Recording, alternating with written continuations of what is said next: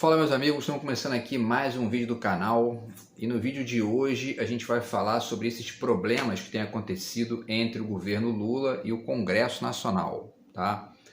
É um tema muito importante para a gente que, enfim, sabe da importância da política, né, e de entender os processos e a maneira como as relações ali entre o executivo e o legislativo se configuram, né? E a gente falou sobre isso num dos últimos vídeos do canal, tá? Quando eu ponderei aqui, inclusive, qual pode ser o nosso próximo grande passo civilizatório se a gente quiser realmente mudar de verdade como país, especialmente no que diz respeito à política de Estado, né? Que é, evidentemente, mudar a cara do Congresso, né? A gente nunca teve no Brasil, né, e especialmente depois do fim da ditadura, um Congresso com maioria de esquerda, né? Os congressos são sempre com maioria de direita e é isso que atrapalha o país a evoluir, né?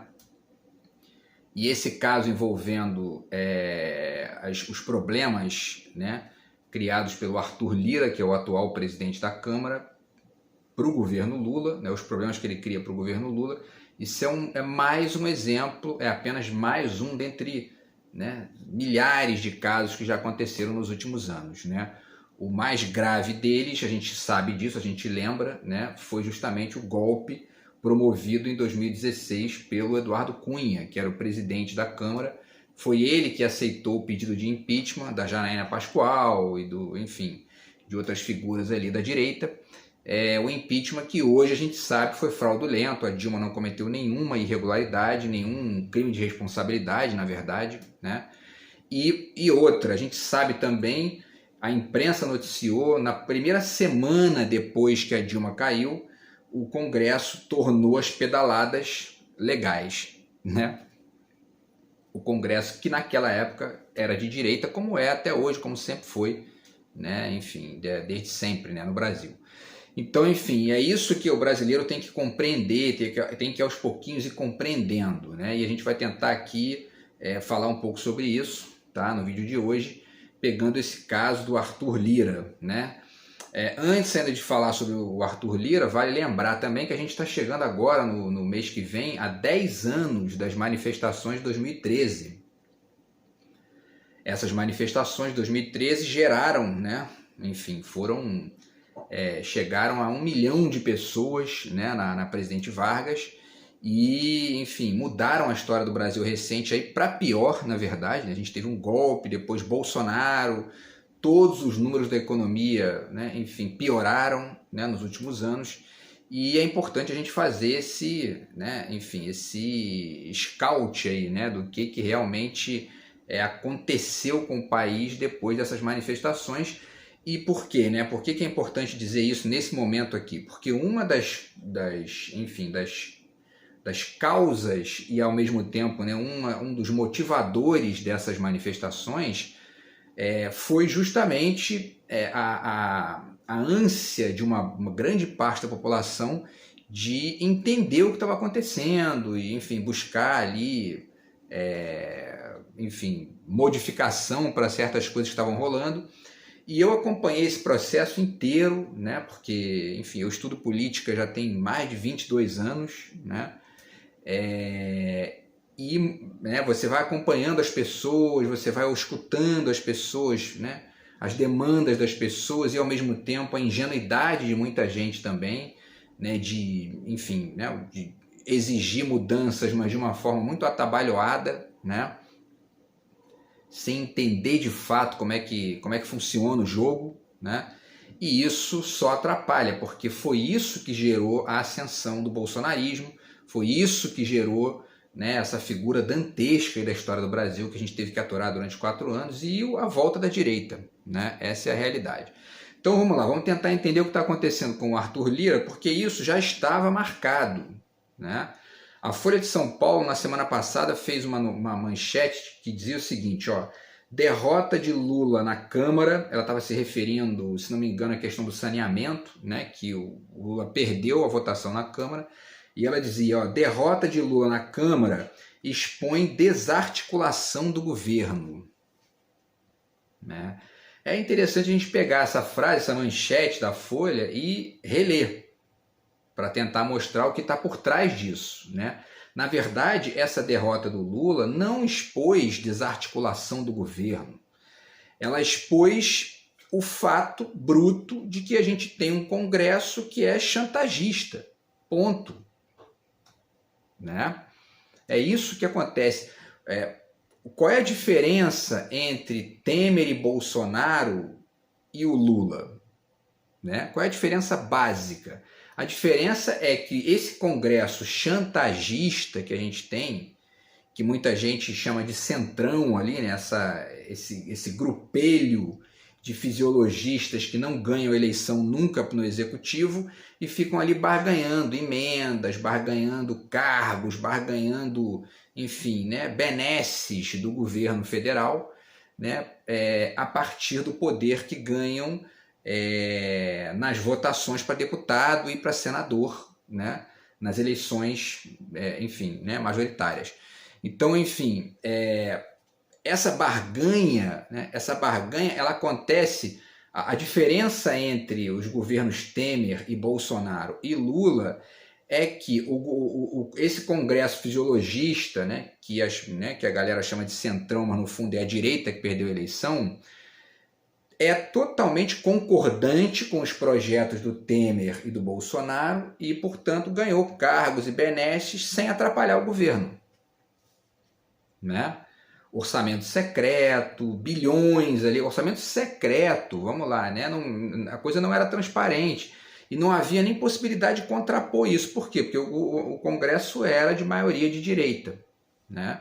Então toda a movimentação da esquerda para tentar, né, retomar certas conquistas, como o portal da transparência, como uma transparência do gasto público, eram travadas pela direita, porque a direita a diferença entre a direita e a esquerda é essa. A direita tem interesses pessoais, Estado mínimo, polícia no lombo do pobre, e de quem não está no poder, né?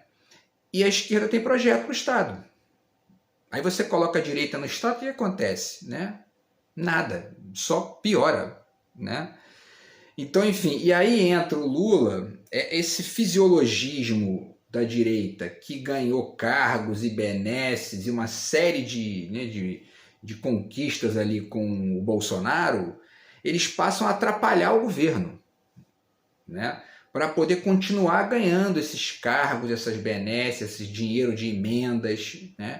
Ministérios. Vamos lá, vamos começar a falar do caso do Lira, né? Houve derrotas, né, do governo na Câmara, tá? Especialmente a questão do marco temporal. Então, o marco temporal dos indígenas, para quem não sabe, eu fiz vídeo sobre isso aqui, vai lá dar uma olhada. É isso, né? A direita lutando para aprovar o marco temporal e a esquerda tentando barrar isso. O marco temporal era o quê? É uma lei que limita, né, a posse de terras indígenas para os indígenas no dia 5 de outubro de 1985, se não me engano. Agora me fugiu o ano, mas eu acho que é 88, na verdade, desculpe, que é o ano da Constituição, né? Então, quem tinha terra até ali, fica com a terra. Depois dali, as pessoas que ganharam terras depois estão à mercê aí, né, dos latifundiários assassinos, né, dos grileiros de terra, desmatadores, todas essas pessoas que foram combatidas na época da eleição por quem estava votando no Lula, né? E a gente falou disso também num dos últimos vídeos aqui, que, enfim, metade das pessoas que votaram no Lula votaram em pessoas da direita para o Congresso. Como é que você vota num projeto que vai combater grileiro de terra e vota, né, para o executivo e vota num deputado que vai favorecer o grileiro de terra? Né? Você está colocando o governo num problema. Né? E aí o marco temporal foi aprovado pelo Lira, pelo grupo do Lira, com 283 votos a favor, 155 contra e uma abstenção, tá? E aí começou essa guerra, né? O Lira, que é esse golpista ali, né, que é um sujeito, né, que está ali com... ele tem os interesses da direita brasileira, né? Ele começou a fazer exigências agora, né? Porque ganhou, né? Teve uma vitória lá, né? Ou seja, ele derrotou a articulação do governo, né? Ou a tentativa do governo de articular ali. E aí ele começa a fazer o quê? Chantagem. É isso que ele começa a fazer. Então ele pediu agora, segundo está na imprensa, vou deixar para vocês aqui os links, tá? Ele pediu 3 ministérios. Tá? Ele quer os 3 ministérios que estão com União Brasil, que já é um problema isso, né? O Lula tem que dar na mão do União Brasil, que é um partido de direita, ministérios importantes como comunicação, turismo, integração nacional, né? Na mão do União Brasil, que fez parte da aliança do Bolsonaro, que destruiu o Brasil nos últimos 4 anos. Né?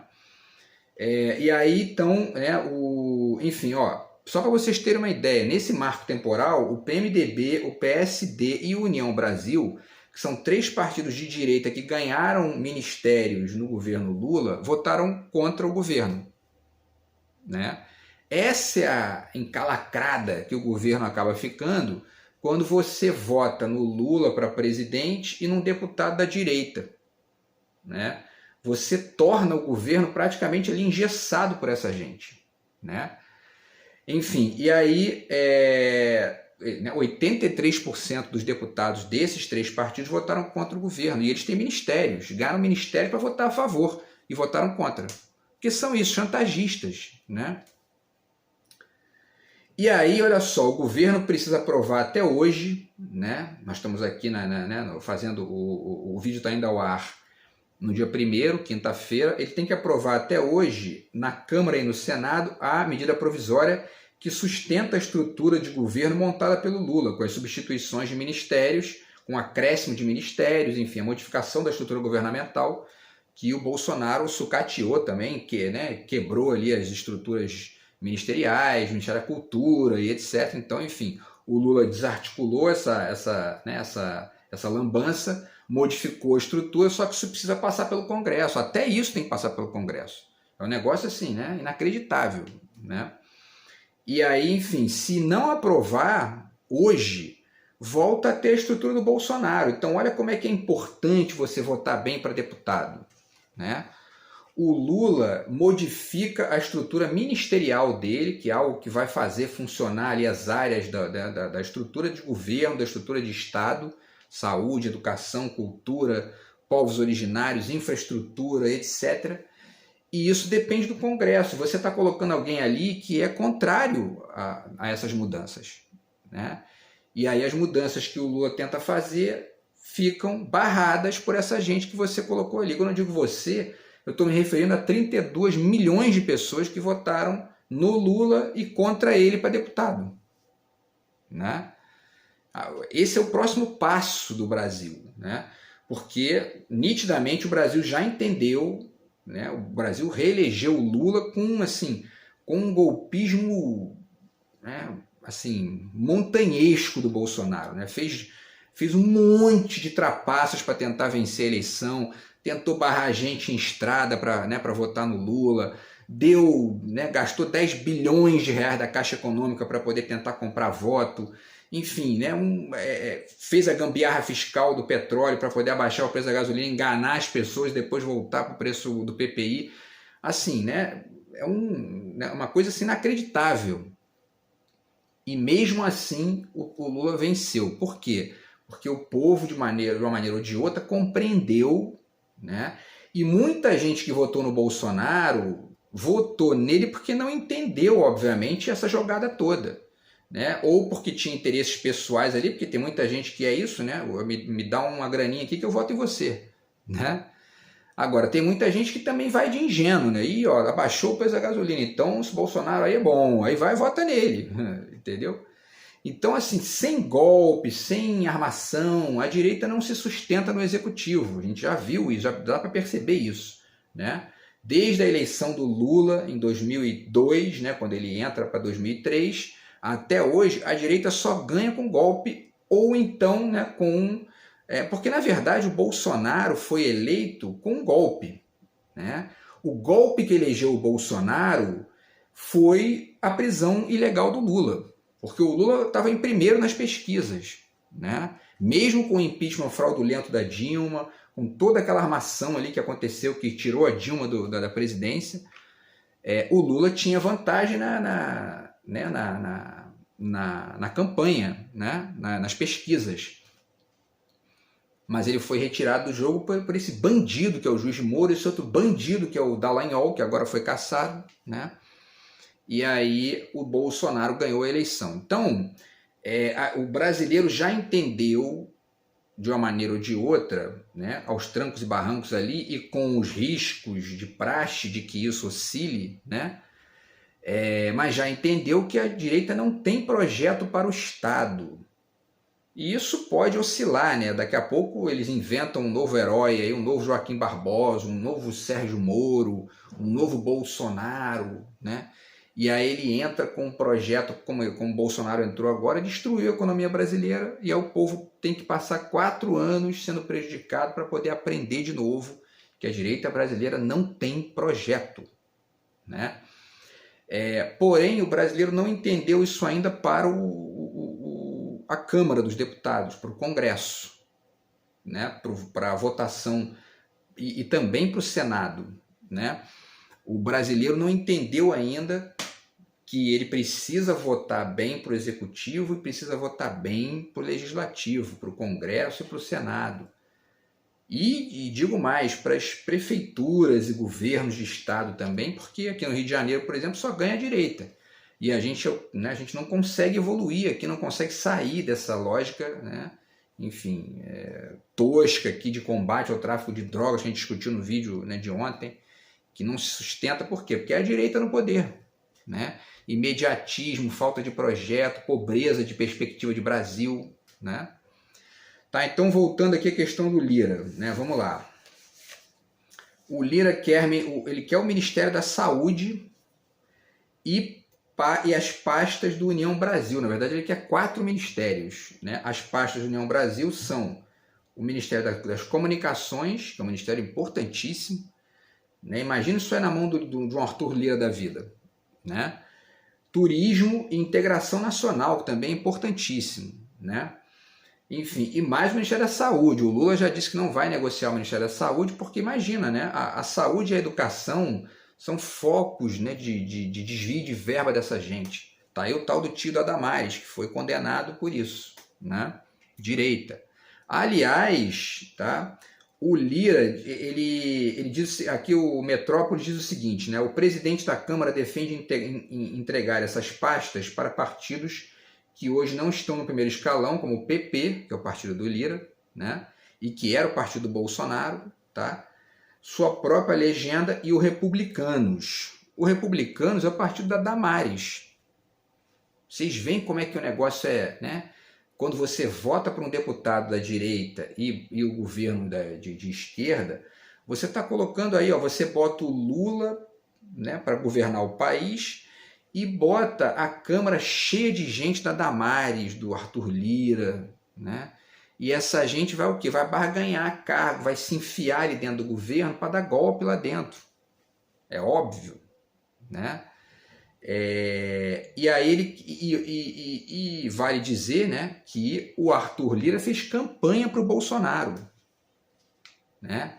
Ele fez campanha para o Bolsonaro na eleição presidencial.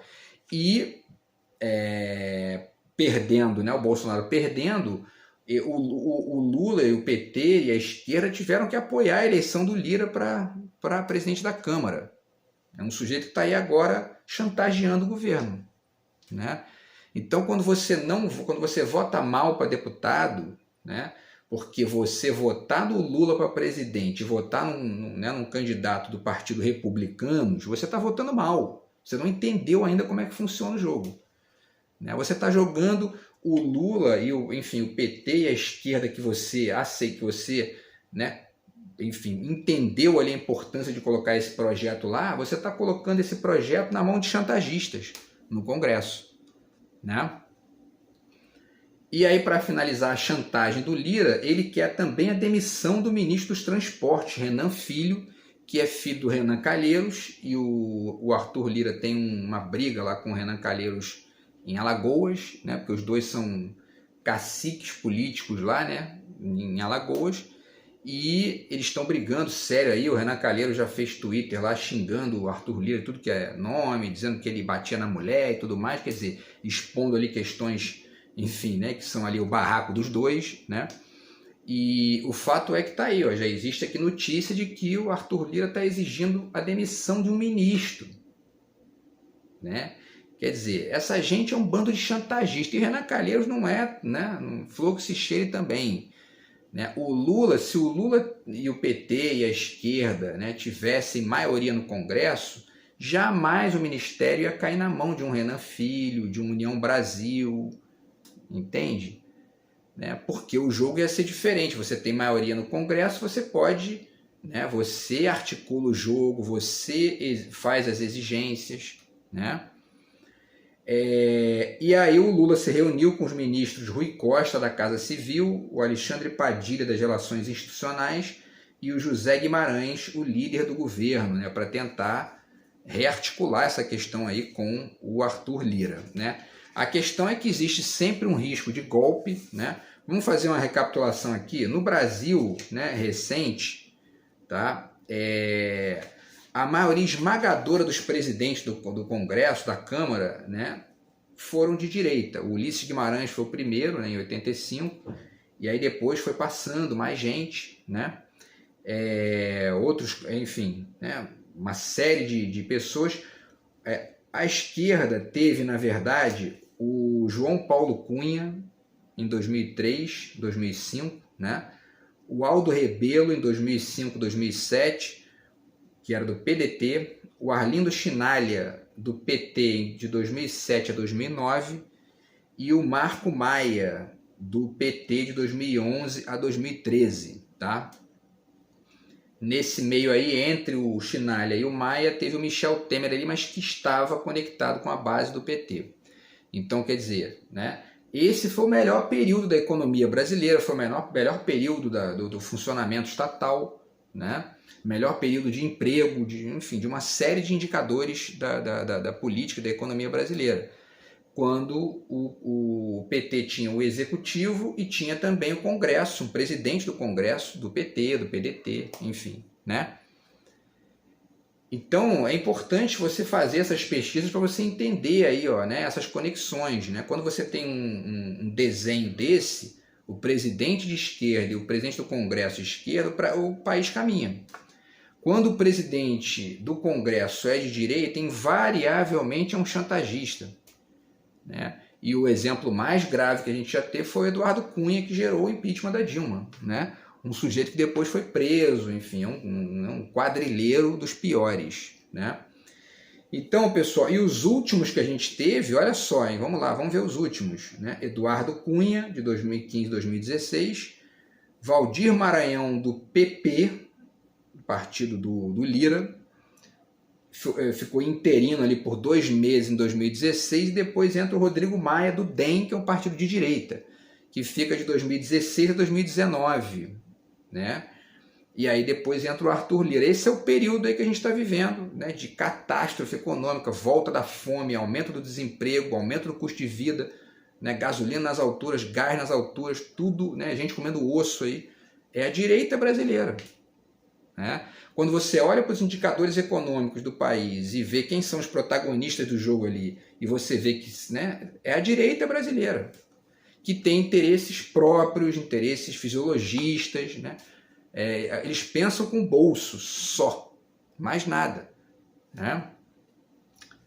Então, pessoal, para finalizar, tá? É isso. Ó, é importante chamar atenção para isso aí, porque a única saída para poder minimizar ou eliminar a chantagem que o Congresso sistematicamente faz.